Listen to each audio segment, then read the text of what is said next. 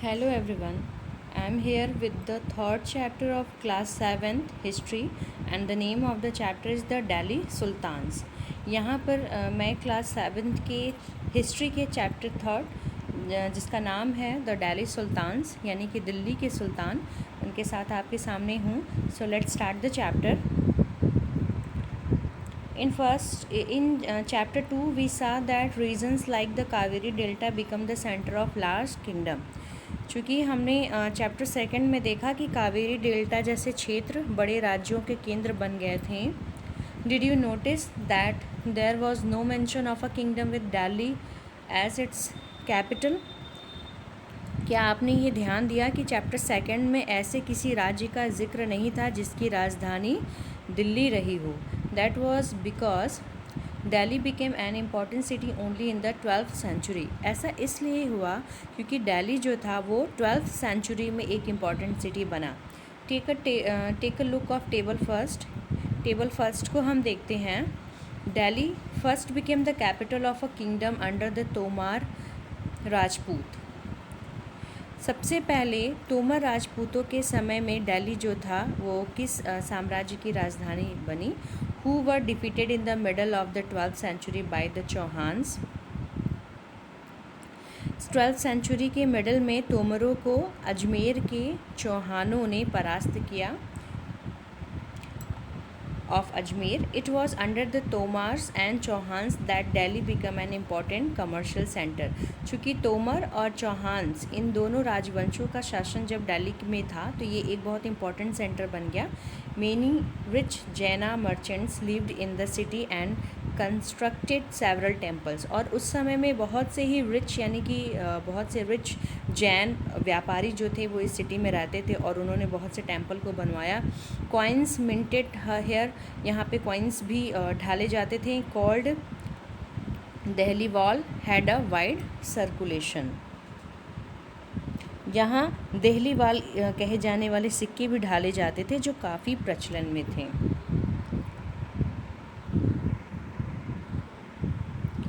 The transformation of Delhi into a capital that controlled vast area of the subcontinent started with the foundation of the Delhi Sultanate in the beginning of the 13th century. 13th century के starting में दिल्ली सल्तनत की स्थापना हुई और इसके साथ दिल्ली एक ऐसी राजधानी में बदल गई जिसका नियंत्रण इस उपमहाद्वीप यानी सब कॉन्टिनेंट में के बहुत बड़े क्षेत्र पर फैला हुआ था. Take a look at table 1 again and identify the 5 dynasties that together made the Delhi Sultanate. हम यहाँ पे टेबल 1 देखते हैं और उन 5 डायनेस्टी यानी वंशों की पहचान करते हैं जिनसे मिलकर के दिल्ली सल्तनत बनी. The Delhi Sultanates built many cities in the area that we now known as Delhi. जिन इलाकों को आज हम दिल्ली के नाम से जानते हैं वहाँ पे इन सुल्तानों ने नगर बसाए थे. And locate Delhi Kuhna Siri and Jahanpanah. First table में हम देखते हैं मैप में देखते हैं जहाँ पे दिल्ली कुहना सीरी और जहांपना को हम पहचानने की कोशिश करते हैं. This is the map and you can see where is the Siri, where is the Jahanpana and where is the Delhi Kuhna. So the rulers of the Delhi, this is the table 1. ये table 1 है. इसमें हम देखते हैं कि Rajput dynasty जो कि तोमर है early 12th century 1165. अनंगापाल 1130 to 1145. Chauhans का टाइमिंग आता है 1165 to 1192 जिसमें कि पृथ्वीराज चौहान 1175 to 1192. उसके बाद है अर्ली टर्किश रूलर. उसके बाद जो टर्किश रूलर थे उनके बारे में है जिससे कि 1206 to 1290. Qutubuddin Aibak 1206 to 1210. Shamsuddin Iltutmish 1210 to 1236. Razia 1236 to 1240. उसके बाद है गयासुद्दीन बलबन 1266 to 1287. फिर खिलजी डायनेस्टी देखने को मिलती है जहाँ पे जलालुद्दीन खिलजी, अलाउद्दीन खिलजी, देन तुगलक डायनेस्टी, गयासुद्दीन तुगलक, मोहम्मद तुगलक और Firoz Shah Tughlaq. Then Sayyid dynasty, Khizr Khan and Lodi dynasty, Bahlol Lodi. Finding out about the Delhi sultans. Delhi के जो सुल्तान हैं उनके बारे में जानकारी हमें जो मिलती है वो कैसे मिलती है, let's look. Although inscriptions, coins and architecture provide a lot of information, especially valuable are histories, तारीख, तवारीख written in Persian, the language of administration under the Delhi Sultans। चूँकि जो इंस्क्रिप्शन का मतलब होता है अभिलेख, कॉइन यानी सिक्के, और आर्किटेक्चर यानी स्थापत्य यानी कि जो बिल्डिंग उस समय में जो बनती थी के माध्यम से काफ़ी कुछ मिलता है, इन्फॉर्मेशन हमें मिलता है। लेकिन और भी इम्पॉर्टेंट मैसेज या इन्फॉर्मेशन हमें इतिहास, जिसको कि हम तारीख या तवारीख कहते हैं, जो सुल्तानों के शासनकाल में प्रशासन की भाषा फ़ारसी में लिखे गए थे। पर्सियन यानी कि फ़ारसी लैंग्वेज में लिखे गए थे। The authors of tawarikh were learned men. तवारीख यानी कि इतिहास जिन्होंने लिखा वो बहुत ही मतलब लर्न यानी कि बहुत विद्वान पर्सन्स थे। सेक्रेटरीज थे, एडमिनिस्ट्रेटर्स थे, पोइट्स थे और कोटियार्स थे। वे सेक्रेटरी यानी कि सचिव थे, एडमिनिस्ट्रेटर यानी प्रशासक थे, पोइट्स यानी कवि थे, कोटियार्स यानी कि दरबारी थे। who both recounted events and advised rulers on governance, emphasizing the importance of just rule। वे जो घटनाओं का वर्णन करते थे और शासकों को प्रशासन संबंधी सलाह भी देते थे, वे न्याय संगत शासन के महत्व पर बल देते थे।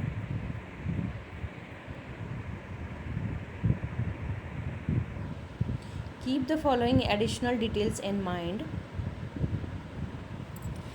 First, the authors of Tawarikh lived in cities, mainly Delhi, and hardly ever in villages. Second, they often wrote their histories for sultans in the hope of rich reward. Third, these authors advised rulers on the need to preserve an ideal social order based on birthright and gender distinctions. Their ideas were not shared by everybody. कुछ बातों का यहाँ पे ध्यान हम रखते हैं। First क्या है कि तवारीख के जो राइटर थे वो नगरों में रहते थे, ज़्यादातर दिल्ली में रहते थे और गांव में शायद ही कभी रहा करते हों। सेकंड, वे अक्सर अपने इतिहास सुल्तान के लिए उनसे ढेर सारे इनाम पाने की आशा में लिखते थे। थर्ड, ये जो राइटर थे अक्सर शासकों को बर्थ राइट यानी कि जन्म सिद्ध अधिकार और जेंडर डिस्टिंक्शन यानी कि लिंग भेद पर आधारित आदर्श समाज व्यवस्था बनाए रखने की सलाह देते थे। उनके विचारों से सारे लोग सहमत नहीं थे। इन 1236 सुल्तान इल्तुतमिश डॉटर्स रज़िया बिकेम सुल्तान। 1236 में सुल्तान इल्तुतमिश की बेटी यानी डॉटर रज़िया सुल्तान बनी। The chronicler of the age Minhaj e Siraj recognized that she was more able and qualified than all her brothers। उस युग के इतिहासकार, क्रॉनिकलर का मतलब होता है इतिहासकार, जिन मिनहाज-ए-सिराज, उनका नाम था मिनहाज-ए-सिराज, उन्होंने ये बात एक्सेप्ट करी कि वे अपने भाइयों से अधिक योग्य और सक्षम थी। But he was not comfortable at having a queen as ruler. लेकिन चूँकि उसके जो भाई थे वो नहीं चाहते थे कि उसका जो रूलर हो वो एक रानी बने या एक लेडी बने। Nor were the nobles happy at her attempts to rule independently, और ना ही उसके जो नोबल्स थे, जो दरबारी थे, वो भी इस बात को फेवर नहीं कर रहे थे कि एक वुमेन होके वो रूल करे। She was removed from the throne in 1240 और 1240 में उसे सिंहासन से हटा दिया गया।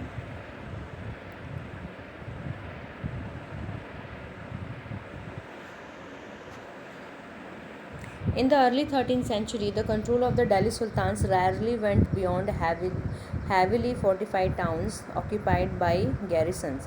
The Sultans seldom controlled the hinterland of the cities and were therefore dependent upon trade, tribute and plunder for supplies।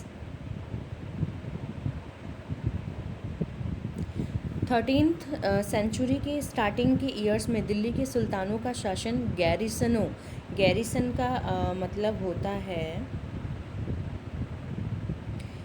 इनका मतलब होता है रक्षक सैनिकों की टुकड़ियाँ के निवास के लिए बने मजबूत किलेबंद शहरों से परे शायद ही कभी फैला हो।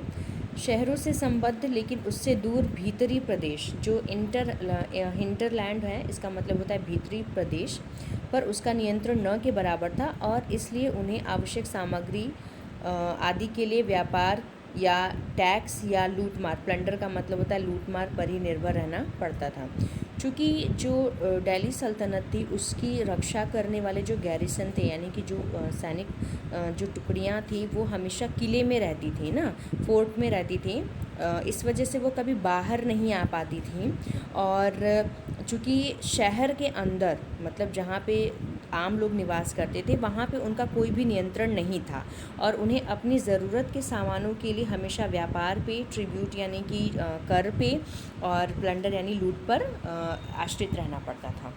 Controlling garrisons towns in distant Bengal and Sindh from Delhi was extremely difficult. चूँकि दिल्ली से दूर बंगाल और सिंध के गैरिसन शहरों का नियंत्रण बहुत ही कठिन था।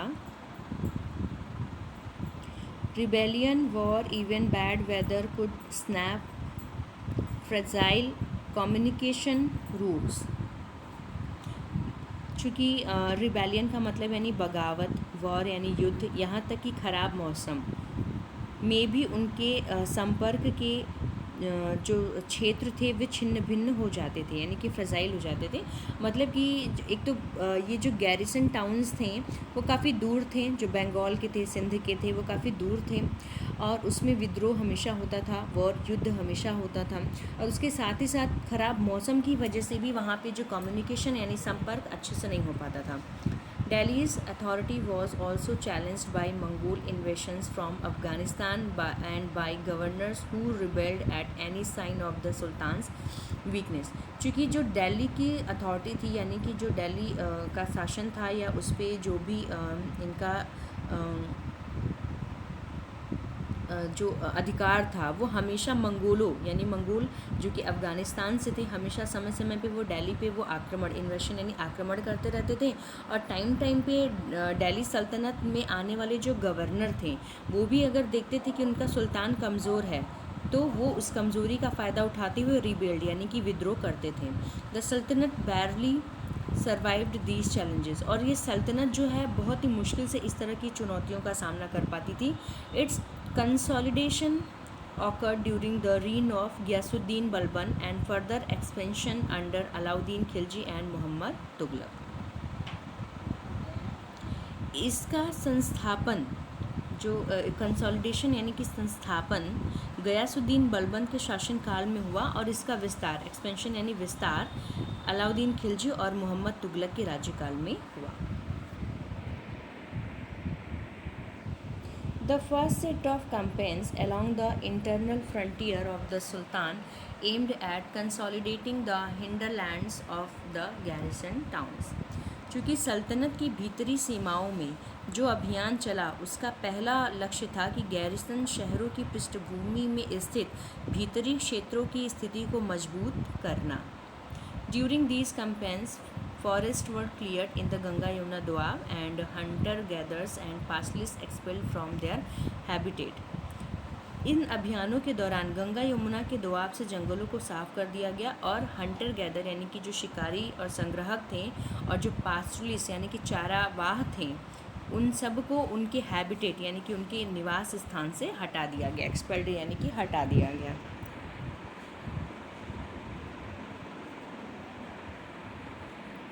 These lands were given to peasant and agriculture was encouraged। और ये जो जंगलों की सफाई की गई तो उसको पीसेंट्स को दे दिया गया, किसानों को दे दिया गया ताकि जो एग्रीकल्चर का काम है उसको और बढ़ोतरी मिले। New fortresses, garrisons, town and towns were establish to protect trade routes and to promote regional trade. उसके साथ ही साथ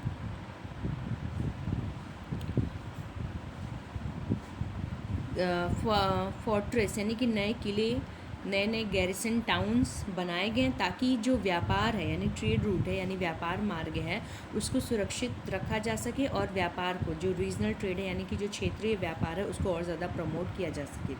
the second expansion awkward along the external frontier of the सल्तनत।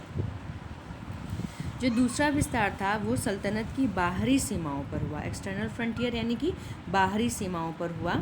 Military expeditions into southern India started during the reign of the Alauddin Khilji and culminated with Muhammad Tughlaq. Alauddin Khalji के शासनकाल में दक्षिण भारत को लक्ष्य करके सैनिक अभियान शुरू हुए और ये अभियान मोहम्मद तुगलक के समय में अपनी चरम सीमा पर पहुंच गए। इन their campaigns sultanate armies captured elephants, horses and slaves and carried away precious metals. इन अभियानों में सल्तनत की सेनाओं ने हाथी, घोड़े, स्लेव्स यानी कि गुलाम और मूल्यवान धातुएं अपने कब्जे में ले ली। प्रीशियस मेटल्स यानी मूल्यवान धातुएं। By the end of Muhammad Tughlaq's reigns 150 years after somewhat humble beginning, the armies of the Delhi Sultanate had marched across a large part of the subcontinent. Delhi सल्तनत की सेनाओं की शुरुआत अपेक्षाकृत कमज़ोर थी, मगर 150 वर्ष बाद मोहम्मद तुगलक के राज्यकाल के अंत तक इस उपमहाद्वीप का एक विशाल क्षेत्र इसके युद्ध अभियान के अंतर्गत आ चुका था। यानी कि मोहम्मद तुगलक के समय में बहुत इंडिया यानी कि इंडिया के सब कॉन्टिनेंट पे इनके बहुत बड़े पार्ट पे इनका अधिकार हो चुका था। They had defeated rival armies and seized cities. इन्होंने अपनी विद्रोही या विरोधी सेनाओं को हराया और उनके शहरों पे कब्ज़ा किया। The sultanate collected taxes from the peasantry and dispensed justice in its रीम।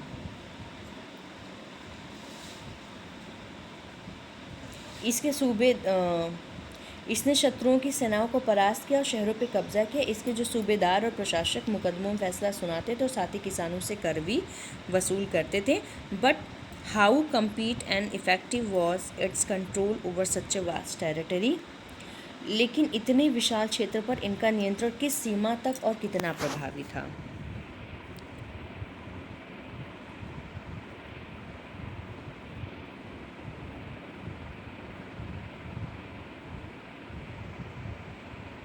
A closer look, administrations and consolidation under the Khiljis and Tughlaqs। Khilji और तुगलक वंश के अंतर्गत प्रशासन और समेकन, कंसोलिडेशन यानी समेकन, इस पर हम एक क्लोजर लुक देखते हैं। The consolidation of a kingdom as vast as the Delhi Sultanate needed reliable governors and administrators। Delhi सल्तनत जैसे विशाल राज्य के समेकन यानी कि उसको एकजुट बनाए रखने के लिए विश्वसनीय सूबेदार और प्रशासकों की ज़रूरत थी। कंसोलिडेशन यानी कि उसको समेकित यानी कि उसको बड़े भूभाग को एक ही में बनाए रखना। Rather than appointing aristocrats and landed chieftains as governors, the early Delhi sultans, especially Iltutmish, favored their special slaves purchased from military service called bandagan in Persian, bandaga in Persian। चूँकि दिल्ली के आरंभिक सुल्तान विशेषकर इल्तुतमिश सामंतों और ज़मींदारों के स्थान पर, एरिस्टोक्रेट यानी कि सामंत एंड लैंडेड चिफ्टेन यानी ज़मींदारों के स्थान पर अपने विशेष गुलामों को सूबेदार नियुक्त करना अधिक पसंद करते थे। इन गुलामों को फ़ारसी में बंदगा कहा जाता था। They were carefully train to man some of the most important political offices in the kingdom. उन्हें राज्य के कुछ बहुत ही महत्वपूर्ण राजनीतिक पदों पर काम करने के लिए बड़ी सावधानी से प्रशिक्षित किया जाता था। Since they were totally dependent upon their master and sultans could trust and rely upon them। चूँकि वो पूरी तरीके से अपने मालिक पे निर्भर होते थे, इसलिए सुल्तान भी विश्वास करके उन पर निर्भर हो सकते थे।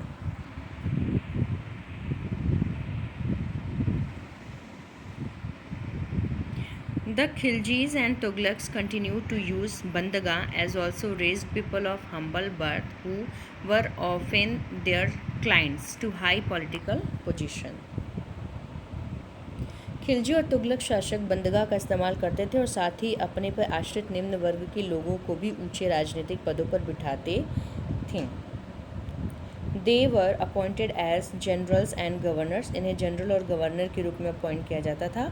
However this also introduce an element of political instability, लेकिन इससे राजनीतिक अस्थिरता भी, इंस्टेबिलिटी यानी कि अस्थिरता भी पैदा होने लगी. Slaves and clients were loyal to their masters and patrons but not to their heirs. गुलाम और आश्रित अपने मालिकों और संरक्षकों के प्रति तो वफादार रहते थे, मगर उनके उत्तराधिकारियों के प्रति नहीं. हेयर्स यानी उत्तराधिकारी. New sultans had their own servants, नए सुल्तान जो आते थे उनके अपने नए सर्वेंट होते थे. As a result the accession of a new monarch often saw conflict between the old and the new nobility. फलस्वरूप किसी नए शासक के सिंहासन पर बैठते ही प्राय नए और पुराने सरदारों के बीच टकराहट शुरू हो जाती थी. The patronage of these humble people by the Delhi Sultans also shocked many elites, and the authors of Persian Tawarikh criticized the Delhi Sultans for appointing the low and base-born to high offices. सुल्तानों द्वारा नीचे तबके के लोगों को संरक्षण दिए जाने के कारण उच्च वर्ग के कई लोगों को गहरा धक्का भी लगता था, और फारसी तवारीख के लेखकों ने निचले खानदान के लोगों को ऊंचे पदों पर बिठाने के लिए दिल्ली के सुल्तानों की आलोचना भी करी थी.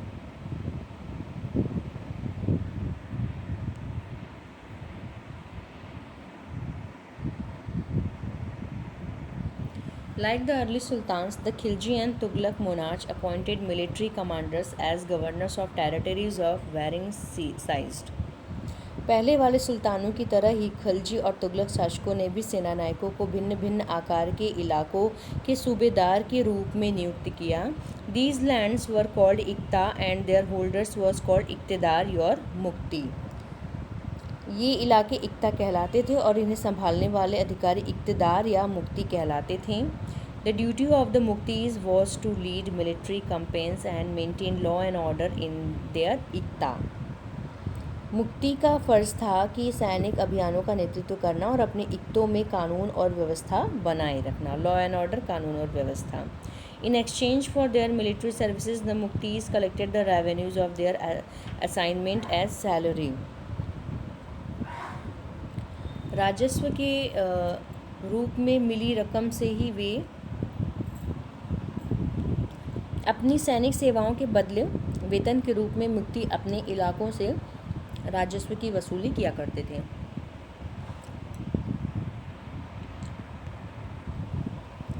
They also paid their soldiers from these revenue, और वो जो भी कलेक्ट करते थे उसी से अपने सोल्जर्स को भी पेड करते थे. Control over Muktis was most effective if their office was not inheritable and if they were assigned iktas for a short period of time before being shifted. मुफ्ती लोगों पर काबू रखने का सबसे प्रभावी तरीका ये था कि उनका पद वंश परंपरा से न चले और उन्हें कोई भी इक्ता थोड़े थोड़े समय के लिए ही मिले, इसके बाद उनका स्थानांतरण कर दिया जाता था. These harsh conditions of service were rigorously imposed during the reigns of Alauddin Khilji and Muhammad Tughlaq. सुल्तान अलाउद्दीन खिलजी और मोहम्मद तुगलक के शासनकाल में नौकरी के इन कठोर नियमों का बड़ा सख्ती से पालन होता था. Accountants were appointed by the state to check the amounts of revenue collected by the muktis. मुक्ति लोगों द्वारा एकत्रित किए गए राजस्व की रकम का हिसाब लेने के लिए राज्य द्वारा लेखा अधिकारी यानी अकाउंटेंट नियुक्त किए जाते थे. Care was taken that the mukti collected only the taxes prescribed by the state and that he kept the required number of soldiers. इस बात का ध्यान रखा जाता था कि मुक्ति द्वारा राज्य द्वारा निर्धारित कर ही वसूले और तय संख्या के अनुसार सैनिक रखें. As the Delhi Sultans brought the hinterland of the cities under their control, they forced the landed chieftains, the samantas, aristocrats and rich landlords to accept their authority. जब दिल्ली के सुल्तान शहरों से दूर आंतरिक इलाकों को भी अपने अधिकार में ले आए, हिंटरलैंड यानी आंतरिक इलाकों को भी अपने अधिकार में ले आए, तो उन्होंने भूमि के स्वामी सामंतों और अमीर ज़मींदारों को भी अपनी सत्ता के आगे झुकने को बाध्य कर दिया. Under Alauddin Khilji, the state brought the assessment and collection of land revenue under its own control. The rights of the local chieftain to levy taxes were cancelled and they were also forced to pay taxes. Alauddin Khalji के शासनकाल में भू राजस्व के निर्धारण और वसूली के कार्य को राज्य अपने नियंत्रण में ले आया। The sultans administrators measured the land and kept careful accounts. स्थानीय सामंतों से कर लगाने का अधिकार छीन लिया गया, बल्कि स्वयं उन्हें भी कर चुकाने को बाध्य किया गया। सुल्तान के प्रशासकों ने ज़मीन की पैमाइश की और इसका हिसाब बड़ी सावधानी से रखा।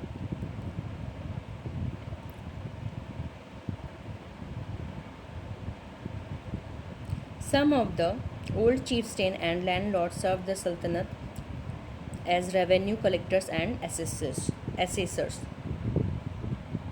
कुछ पुराने सामंत और ज़मींदार राजस्व के निर्धारण और वसूली अधिकारी के रूप में सल्तनत की नौकरी करने लगे। There were 3 types of taxes. उस समय 3 तरह के टैक्सेस थे। First, on cultivation called खरास and amounting of about 50% of the peasant produce. कृषि पर जिसे खरास कहा जाता था, उससे किसान की उपज का लगभग 50% उस पर टैक्स लगता था। सेकेंड, ऑन कैटल्स मवेशियों पर, एंड थर्ड ऑन हाउसेज यानी घरों पर।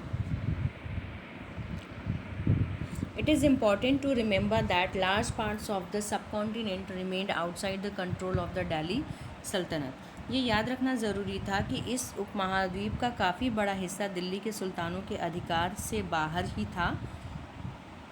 It was difficult to control distant provinces like Bengal from Delhi, and soon after annexing southern India, the entire region became independent.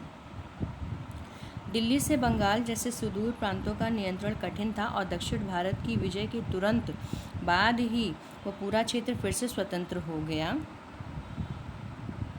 Even in the Gangetic Plain, there were forested area. यहाँ तक कि जो Gangetic plane था, जहाँ पे forested area था, that Sultan force could not penetrate.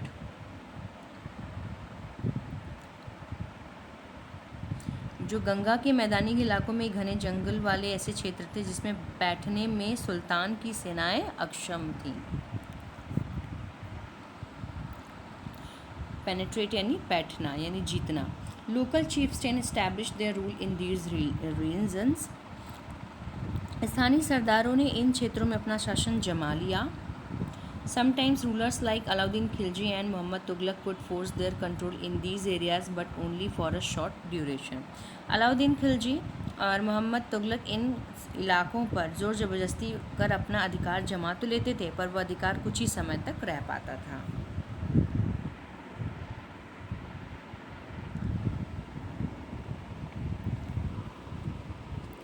The Mongols under Genghis Khan invaded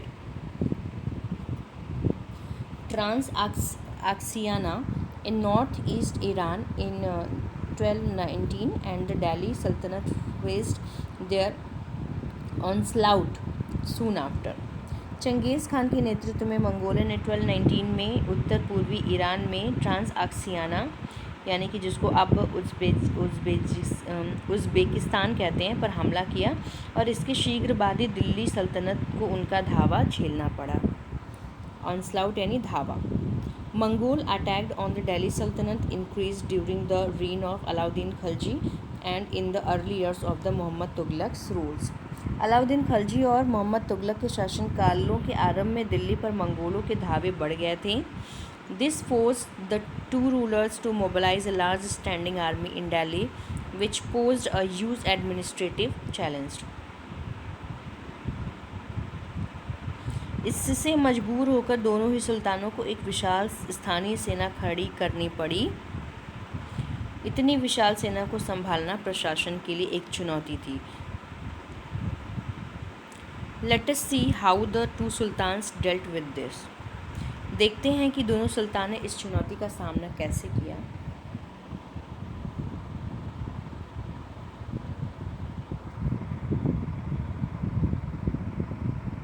Alauddin Khilji.